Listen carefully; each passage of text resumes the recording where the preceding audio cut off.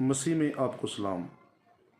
खुदावंद आपको बरकत दे, खुदावंद आपके साथ हो और खुदावंद की ढेरों खुशियाँ, ढेरों बरक़ात आपके दामन को छुएं।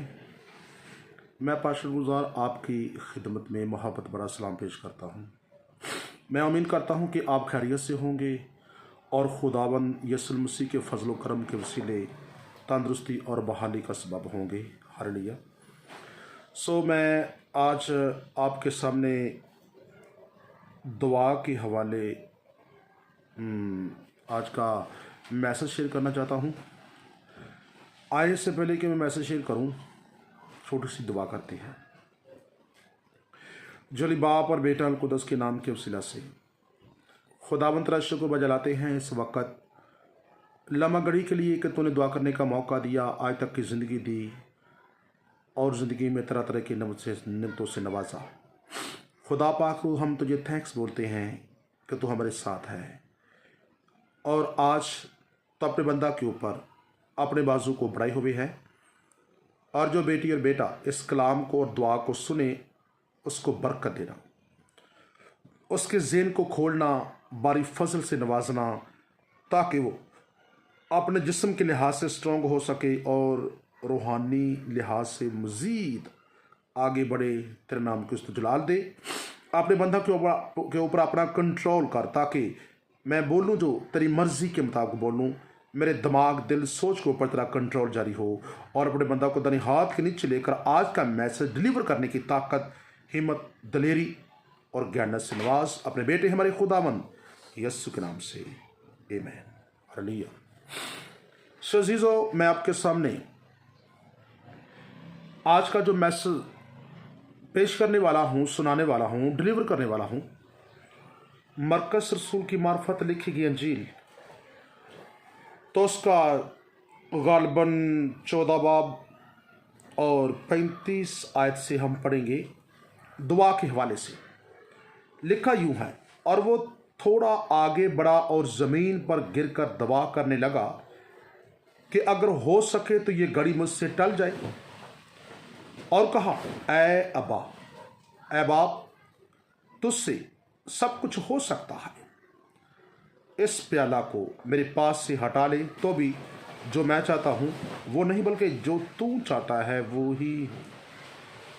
फिर 37 आयत के अंदर लिखा हुआ है, फिर वो आया और उन्हें सोते पाकर पतरस से कहा, ऐ शमौन, तू सोता है, क्या तू एक घड़ी भी ना जाग सका?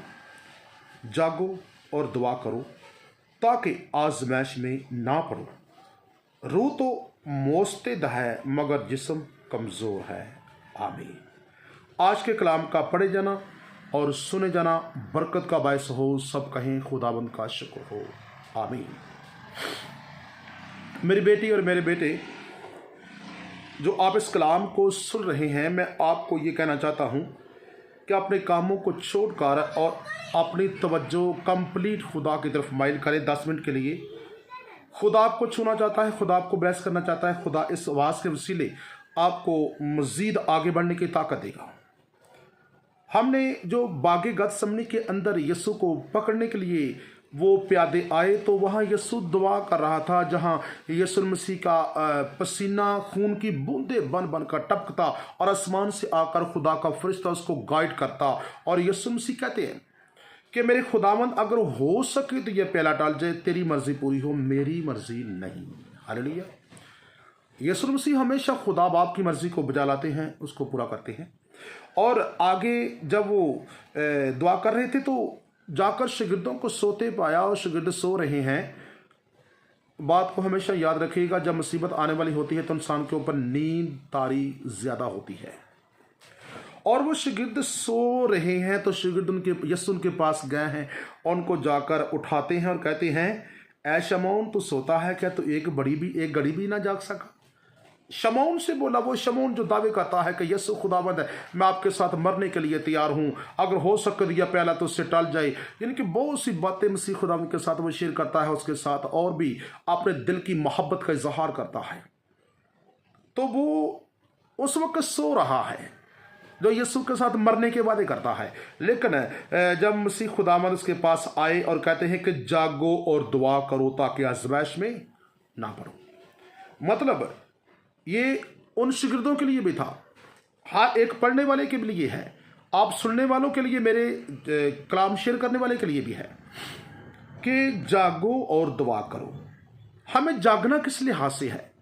हमें जागना बेशक नींद की भी बात है, लेकिन एक और भी बात है कि हमें जागना ऐसे है, जो जागता है वो दुआ करता है, और जो जागता नहीं वो दुआ नहीं करता। जो कहता मैं दुआ नहीं करता वो जागता नहीं, वो सोता है। उसके ऊपर दुनिया की नींद तारी है, गफलत की नींद तारी है और जिस्मानियत की नींद तारी है, वो दुआ के अंदर नहीं है। इसीलिए खुदावंद कहते हैं जागो, हमें जागना है, दुआ करनी है। दुआ का मतलब खुदा के साथ राब्ता करना है, खुदा के साथ बातें करना है, और जो खुदा के साथ बातें करता है वो हमेशा खुदा के साथ बरकतें उससे हासिल करता है, और दुनिया में जो भी उसका मैटर, जो उसका मसला होता है, वो अपने बाप को शेयर करता है, सुनाता और कहता है, और बाप कहता है कि ये बच्चा मुझसे हर रोज़ बातें करता है, मैं इसके मसले क्यों ना हल करूँगा। हालेलुया। तो अजीजों, हमें जागना है, दुआ करना है ताकि आजमाइश में ना पड़े। आजमाइश क्या है कि यीशु मसीह खुदावंद के ऊपर भी आजमाइश है। जब वो 40 रोज़ की फाका कशी करते हैं तो लिखा है कि यीशु मसीह के ऊपर आजमाइश आई तो उसने कितने एहसन तरीके से निभाई। वो दुनिया के लिए उसने सब कुछ किया और लोगों को बचाने के लिए किया, ताकि उसकी ज़िंदगी के अंदर को गुनाह तो ना था।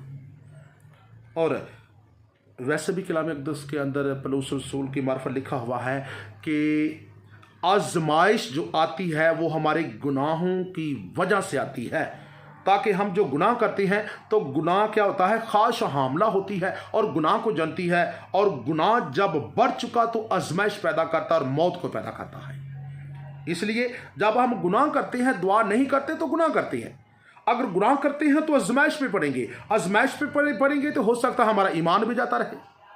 लेकिन दुआ करें कि खुदावंद मेरा ईमान ना जाए, जान जाती है तो जाए। हालेलुया। इसलिए अजीजों, मसीह खुदावंद शागिर्दों को कहते हैं रूह तो मुस्तैद है मगर जिस्म कमजोर।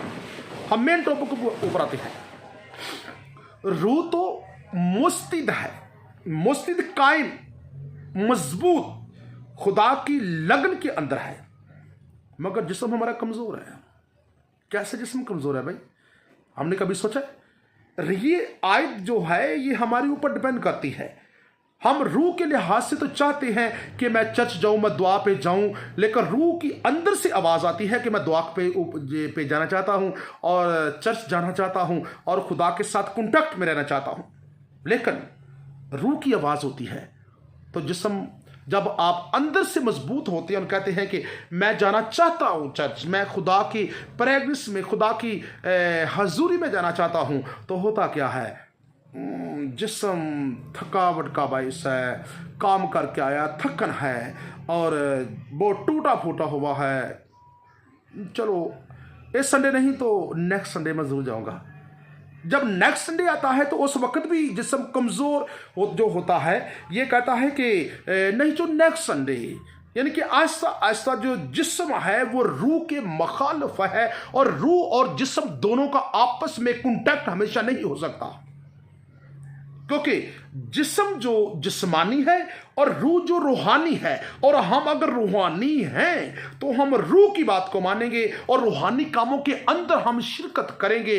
अगर कमजोरी आए तो हम उसको अबूर करेंगे, अगर कोई रुकावट है उसको अबूर करेंगे, अगर कोई मसला है तो उसको अबूर करेंगे। अगर कोई भी प्रॉब्लम हमारे जिस्म के ऊपर आता है तो हम जिस्म की बात नहीं मानेंगे। थकावट है, चकनाचूर है और बहुत से दमोहे हो चुके हैं, और यानी कि दिल नहीं कह रहा, दिल हीलेबाज है, वो जिस्म का साथ देता है। इसलिए कहो कि नहीं, मैं दिल की बात नहीं मानूंगा, मैं जिस्म की बात नहीं मानूंगा, बल्कि रूह की बात मानूंगा। रूह कौन है? रूह हमारे अंदर जो आहें भर भर कर दुआ करती है और कहती है कि खुदा बाप मुझे माफ कर, क्योंकि हमारी रूह ने खुदा की हजूरी में जाना है। जिस्म तो फानियत की हालत में जमीन के अंदर चला जाएगा। अजीजों, इसलिए हमें रूहानी बनना है। हमारे जिस्म के ऊपर बहुत से हमले भी होते हैं, क्योंकि हमारे जिस्म के ऊपर अबलीसी जो कूबते हैं वो भी हमें कंफ्यूज करती।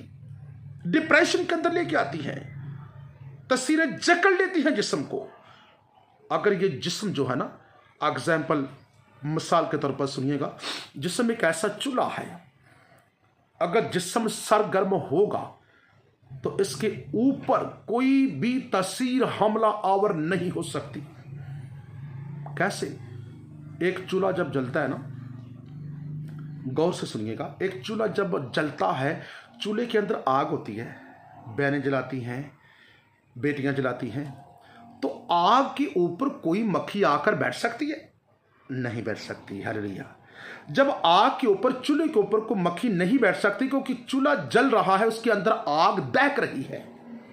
जब आग दहकती है चूल्हे के अंदर, तो कोई चीज उसके ऊपर कभी नहीं आ सकती, क्योंकि अगर वो चूल्हा बुझ गया है, उसमें से आग मदम पड़ गई है, और जिसकी राख है, जिसे हम सुआ कहते हैं, वो राख है, वो बिल्कुल मदम है, कोई उसके अंदर को तपश नहीं, को आग नहीं, तो क्या होगा उसके अंदर? हम अगर चूल्हा बैर सेल में जलाते हैं तो अंदर जाकर हम सो जाते हैं, तो रात को देखते हैं, सुबह उठते तो उस चूल्हे के अंदर, उस राख के अंदर कभी को कुत्ती के बच्चा आकर बैठा होता है, कभी को बिल्ली है उसके राख के अंदर आकर बैठ जाती है, ताकि उससे पता है कि इसके अंदर राख के अंदर आग नहीं है। हमारे दिल, हमारे वजूद का भी यही हाल है। अगर हमारे वजूद के अंदर, दिल के अंदर, दिल का चूल्हा अगर जलता रहेगा, इसके अंदर आग है, तो क्या होगा? हमारे जिस्म के ऊपर इब्लीस कभी भी आकर बैठ नहीं सकता, क्योंकि इस दिल के अंदर आग है, और आग जहां है रूह कुद्दस की, वहां इब्लीस जलता है, डरता है, भाग जाता है, और कभी उस बदन के ऊपर नहीं आ सकता। फिर हमारा बदन क्या होगा? ये क्या होगा? कमजोर नहीं होगा। हम कमजोरी की हालत में नहीं है। फिर हम कमजोरी की हालत में उस वक्त तक हैं जब हमारे दिल में रूह कुद्दस की आग नहीं। अगर हम रूह कुद्दस की आग को कैसे दिल में लेंगे? हमारा दिल का चूल्हा जलता रहे, ताकि कोई बलीसी कूबते हमें हमला आवरी का सबब ना बना सके, या कोई तस्वीरें जो अक्सर औकात बहने कहती कि मेरा जो कंधों के ऊपर बोझ पड़ जाता है, पता नहीं क्या होता है, उठने को दिल नहीं करता, सर भारीपन हो जाता है, बात करने को दिल नहीं करता, जिस्म बहुत थकावट का बाइस है, चकनाचूर है, ये मैं काम क्या करूं, या मतलब कि ये सब तस्वीरें जो हैं जिस्म को जकड़ती हैं। जिस्म कमज़ोर है, इसलिए कमज़ोर है कि इस दिल के अंदर आग नहीं, रूह कुद्दस की आग हमें जमा करनी है। हम आग कैसे जमा करनी है? आग हमें जमा करेंगे हम दुआ में ज़्यादा ठहरेंगे। जागो और दुआ करो ताकि आजमाइश में ना पड़ जाओ। Hallelujah, praise the Lord. हमें जागना है, दुआ करनी है। दिल का चूल्हा गर्म होगा, रूह कुद्दस की आग इसमें ठहरेगी, इब्लीस हमारे ऊपर हमला ना कर सकेगा। हम मजीद दुआ में ठहरेंगे और कलाम को ज्यादा से ज्यादा सुनेंगे, ज्यादा से ज्यादा। ये हमारे दिल का चूल्हा जलाएगा। कलाम ज्यादा सुनने से, परस्तश ज्यादा करने से, दुआ ज्यादा करने से ज्यादा दुआ में ठहरो तो दिल का चूल्हा जलेगा। जो तस्वीरें हमारे कंधों के ऊपर हमला करती हैं, दिल के जो दिमाग के ऊपर हमला करती हैं, सर भारीपन करती हैं, कंधों के ऊपर बोझ आ जाता है, जिस्म चकनाचूर थकावट से हो जाता है, तो फिर ये कभी नहीं होगा, क्योंकि आप दुआ में ज़बरदस्ती ठहर रहे हैं, आप प्रसस ज़बरदस्ती कर रहे हैं, आप प्रसस ज़बरदस्ती सुन रहे हैं, आप कलाम ज़बरदस्ती सुन रहे हैं और कलाम ज़बरदस्ती पढ़ रहे हैं। तो ये सारी रूह कुद्दस की आग के जरिए हैं, क्योंकि जो रूह कुद्दस की आग के अंदर ज़्यादा कि जैसे कहते हैं कि अपने अंदर लेना चाहता है रूह कुद्दस की आग को, उसके वजूद में क्या होगा? वो प्रोसेस ज्यादा करेगा, दुआ ज्यादा करेगा, कलाम ज्यादा पढ़ेगा, कलाम ज्यादा सुनेगा, खादमों के साथ उसका कॉन्टैक्ट ज्यादा होगा और रूहानियत में ज्यादा बढ़ेगा। तो इब्लीस उसके ऊपर कभी हमला आवर नहीं हो सकता। Praise the Lord. आप खुदा के बंदा अय्यूब साबर को देख सकते हैं। खुदा का बंदा अय्यूब साबर, उसके घर के चौगिर्द आछी द्वार का पहरा था, आग की द्वार का पहरा लगा हुआ था। कैसे लगा हुआ था? उसके 7 बेटे, 3 बेटियां और दोनों वो मियां बीवी हर रोज इकट्ठे होते थे, हर रोज खुदा की तमजीद करते थे। तो उनके घर के चौगिर्द आछी द्वार का पहरा, रूह कुद्दस की आग का पहरा, आग की बाढ़ लगी हुई थी। क्यों? हमारे घर के चौगिर्द भी आग की बाढ़ लग सकती है जब हमारे घर से दुआओं की आवाजें ऊपर उठेंगी, जब हमारे घर से प्रसन्न की आवाजें ऊपर उठेंगी, जब हमारे घर से कलाम की आवाज बुलंद होगी, तो ये सारी आवाजें मिलकर आग का शोला बनकर हमारी चारदीवारी के ऊपर आग की बाढ़ को बना देंगी। क्या मेरे साथ वादा करते हैं आप? कैसा करेंगे? अगर ऐसा करेंगे तो जिस्म में तुम कमजोर नहीं हो। हालेलुया। वादा करें खुदा के साथ कि खुदावंद हम अपने घर में या हर रोज हम इकट्ठे होकर दुआ करेंगे, इकट्ठे होकर प्रशंसा करेंगे, इकट्ठे होकर कलाम पढ़ेंगे और ये आवाजें बुलंद होंगी। आपके घर की निगाहबानी, आपके कमरों की निगाहबानी, आपके सेल की निगाहबानी, आपके घर की चारदीवारी की निगाहबानी, आपके घर के ऊपर खुदा का पहरा ठहर जाएगा और कोई तस्वीर आपके घर के ऊपर हमला नहीं कर सकती और कोई मसला आपके घर के अंदर नहीं आ सकता और कोई प्रॉब्लम आपके घर के अंदर नहीं हो सकती, क्योंकि खुदा की प्रेगनेंस के अंदर, खुदा की कुव्वत के अंदर और खुदा के जख्मी हाथों के अंदर आपका घर आ चुका है। Praise the Lord, hallelujah.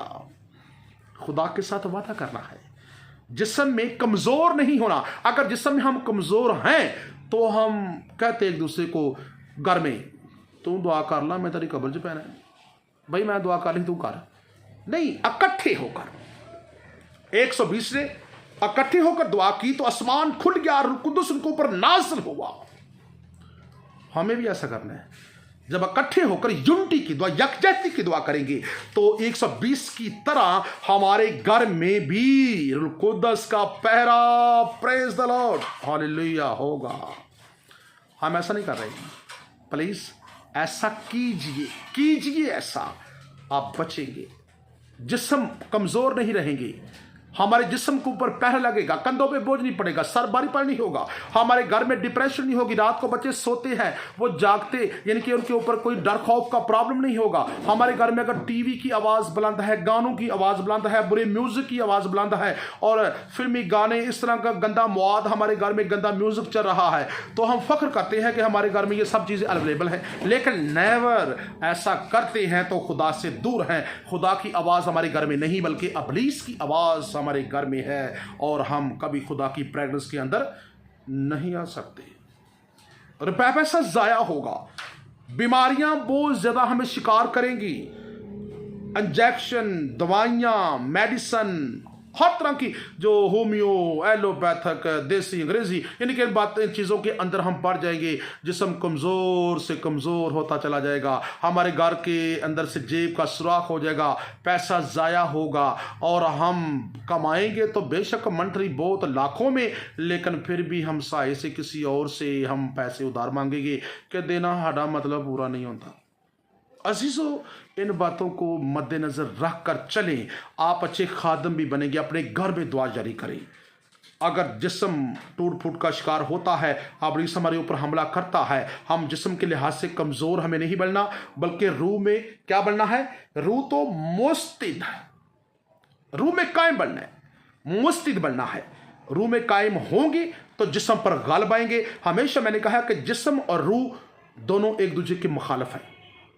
अगर ये एक दूसरे के मुखालिफ हैं तो हमें रूह के लिहाज से चलना है, क्योंकि रूह ने बच जाना है। अगर हम रूह के लिहाज से चलेंगे तो जिस्म तो कमज़ोर जो है, ये तो जिस्म फानियत की हालत में ज़मीन में चला जाएगा, तो रूह ने तो सारा हिसाब देना है। हमें रूह के लिहाज से चलना है तो रूह बचेगी। अगर रूह के लिहाज से नहीं चलेंगे तो रूह हमारी नहीं बचेगी। जिस्म ने हिसाब नहीं देना, रूह ने हिसाब देना है। रूह खुदा की हज़ूरी में जाएगी। जैसे एक मोबाइल में मेमोरी कार्ड निकाल लेते तो डाटा चला जाता है और खुदा देखता है कि तूने क्या क्या अपने दिल में जमा किया है। हालेलुया। अमल अमाल तू जो भी कमाना ओहो अपने नाल ले जाना, एवें बनया फिर बदकार ते मेला मुक जाना, नहीं आना इस बाजार मेला मुक जाना। हमें फिर दुनिया में आने का दोबारा मौका नहीं मिल सकता।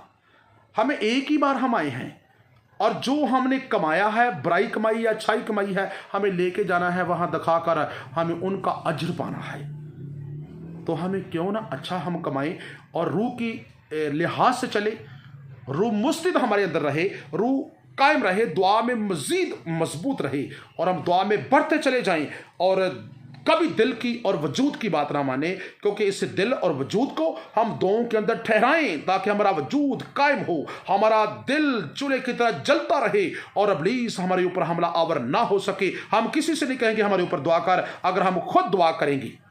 हम कमज़ोर हैं तो हम फिर मजबूत हो जाएंगे। हमें मजबूत होना है।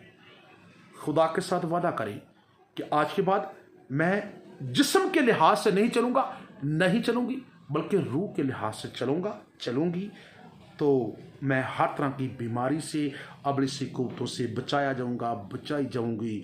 तो खुदा मुझे अपनी बरकत के अंदर लेगा, आजमाइशें भी नहीं आएंगी। खुदा हमेशा मेरी निगहबानी, हिफाजत, रहबरी, रहनुमाई करेगा। आमीन। आज के कलाम के सबब से खुदा आपको बरकत दे और खुदा की कलाम का आज जो अजर है और कलाम की जो आवाज़ है आपको ब्लेसफुल करे। आमीन।